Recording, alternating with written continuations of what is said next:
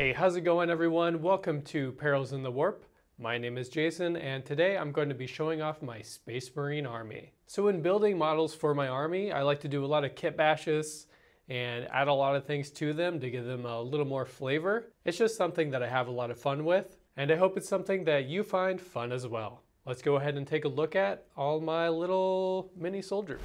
So starting it off with the HQs, I have an Apothecary Biologist. This guy is from the Leviathan box set from when they first launched 10th edition. I'm pretty happy with how this Marine came out. I added a few additions with the little plume on his head, and I really like how this skull on his pistol came out. Next up, we have an HQ that I've had for quite a while. This is my Tech Marine. This is built off the Ironfather Pharos model kit. I love this guy, and I especially love his axe with the spinal cord handle. For my jump pack captain, I wanted something a little different. I wanted him to look like he was being infused by the warp in some way, kind of losing himself a little. I of course went with the decision of putting a ton of skulls on his jump pack, but I also took these bestial arms from some other random kit. I don't even think this is a Warhammer model, and I replaced his arms with those, and yeah, I'm a fan. This is the Terminator Captain from the Leviathan box set. I made a few modifications here by adding the skulls that are coming off kind of the back upper head section, and I also gave it a female head, as I have done with all of my Terminators, as you'll see later. Most of these heads are from Eldar kits that I had extra heads laying around from.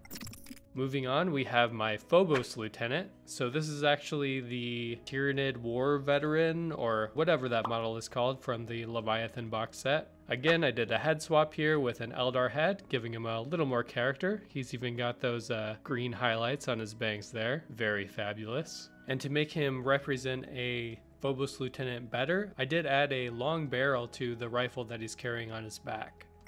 So we have another Terminator unit here with the Terminator Librarian. I added onto this one's backpack, did a head swap, and you might also notice the golden bird skull above the head, adding just a little something extra. So this is one of my favorite models that I created, my Vindicare Assassin. So this is basically an Eldar body with a skull head, an AdMech backpack, and honestly, I don't even know what the gun is from. You can also see that he's hiding behind a Redemptor breastplate there. I'm really happy with how this model came out. At the same time that I crafted my Vindicare Assassin, I also put a Calidus Assassin together. I followed the same principles here, using an Eldar body, adding on a skull head, and then changing the weapons up a little so they match the Assassin vibe a little better. I tried to pose this one in a little kind of acrobatical way, if that's a word, and I really like how this one came out too. And here we have my Chaplain. This is basically almost stock out of the Indomitus box. But I of course had to do my favorite thing and do a head swap here to give it a little more personality. On a similar note as the Chaplain, my Judiciar, I added skulls to it, and I think it looks a lot better because of it.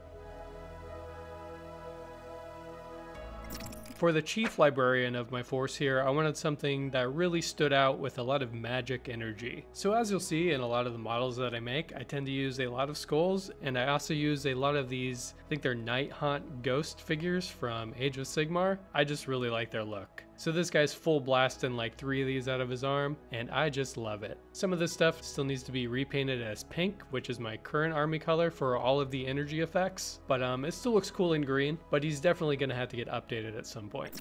And rounding out the list here of my HQs is a Blade Guard Ancient. Nothing much to say about this guy. I don't think I made any modifications. I just painted him. I kind of feel bad actually. I probably should have given him a little more love.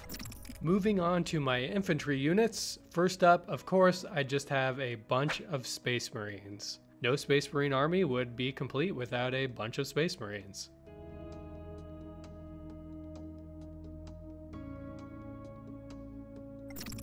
I also took some of those Marines and 3D printed some jump packs, so I also have a handful of jump pack Marines. These guys tend to fly around with my absolutely fearsome jump pack captain, and they really make a good little fast moving team. I also have an absolute truckload of scouts. All of my scouts have the cloaks, and I went ahead and put Skitarii heads from AdMech on all of them, which I gotta say I think is a pretty cool look. And leading these scouts in the battle is the absolutely dreamy Sergeant Chad. Just look at that jawline. For some heavier hitters, I have 9 Eradicators, with each squad's leader being denoted by an orc skull on their backpack. Moving on, I have a good-sized Terminator squad, and I did head swaps on these to convert them all to be female, as I mentioned earlier, so I refer to these lovingly as my Herminators.